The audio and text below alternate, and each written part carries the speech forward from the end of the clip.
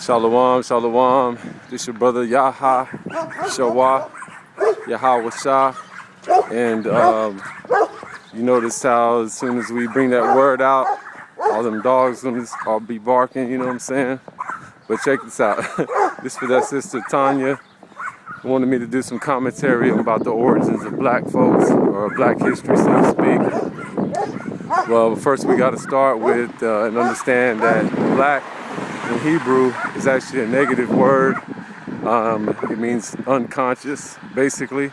So what we're going to do is we're going to rewind, and we're going to start off with dark, okay? So the origins of so-called melanated people, or dark-skinned people, has to start with dark.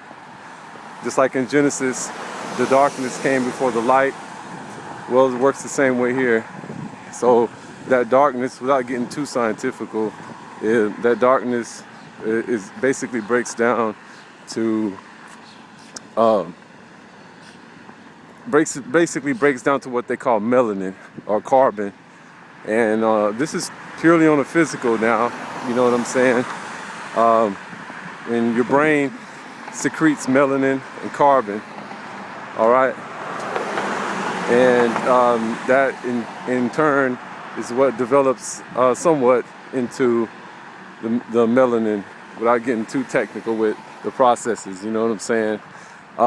But dark people, dark-skinned people, were the first people in existence anywhere.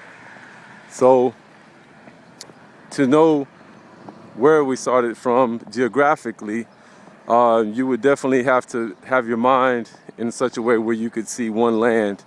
But you got to be careful, because whenever we start to talk about geographics, we start straying too far away from the mind itself, which is timeless.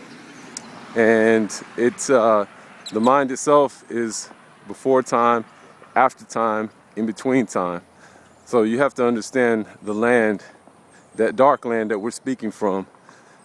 Okay? Peace and blessings. Everywhere I go, I see blue jays. What's up with that? Peace and blessings. So, you know, to come back, to praise Yah, I always see blue jays wherever I go. They're right there. Maybe my other brothers out there, metaphysically, who know things like that, can break that down. But yeah, so I want to just give that warning. I'm not, Yahweh hasn't given me the information to do a timeline of sorts as far as dark skin is concerned, but there are dominant features such as Asiatic eyes, big nose, big lips, high cheekbones, etc. And if I was based scientifically, I'd have to base that on as a starting point, and then the rest of the features came from that, or grew from that. Because when we get into talking about history and time, then you have to start bringing up words that have transformed throughout the ages. Some words that mean the same as other things, like, for instance, just the word black alone, right? Negro, black. Even in Black's Law Dictionary, it states that black is actually meaning like clear, or like white, you know what I'm saying? So that's one thing about words, and especially since I'm communicating in English right now. But so praise God, hopefully you can hear the spirit behind what it is I'm communicating. So, it's always that problem we have in captivity and when we're separated, that we have a hard time communicating with each other with these different languages. But, chalk that up to our forefathers for disobeying the law and disobeying Yahweh. So it's just the way it goes, you know what I'm saying? But we persevere nevertheless. Okay, back on subject. So, black history, all right? Continent of Africa, so-called, this modern day. Well, you have to understand, back in the days in the garden, and I'm speaking loosely now for all my people, for all y'all who listening, you know what time it is, that it's not Yah doesn't put so much importance on this like that for this time. We just have to get back into the spirit. So on the land, when all the land masses were together, before plate shifts, you had Adam, or mankind, or man style, you know what I mean? And then you had that original man, right? So that original man was an Asiatic man, yet with dominant features. Of course, all things dominant for original.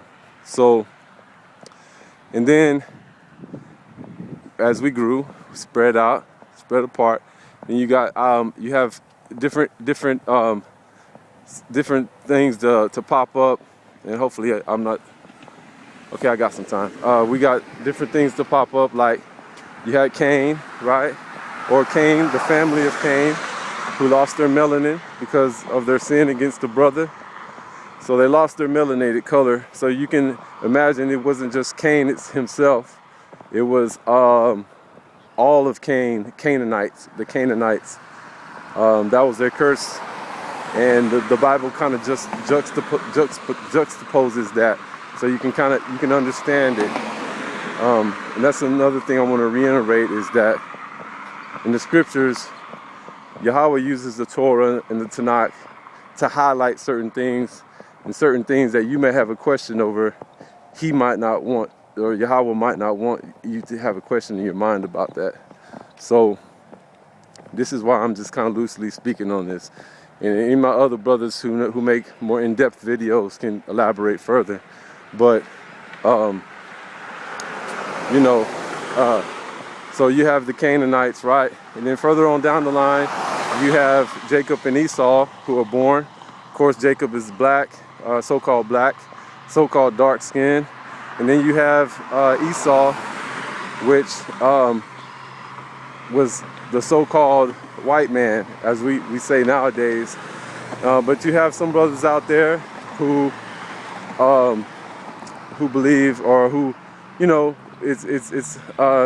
guess it's valid too, that Esau could have been the lighter skinned dark man, for instance, like Seti, or for like Malcolm X, right? They called him Red, so he was a lighter skinned black man when he had red hair. So Esau also could have been a derivative such as that. And then later on down the line, Esau, his family, linked up with some of the original Canaanites and their offshoots of their family, which perpetuated the so-called lighter skin.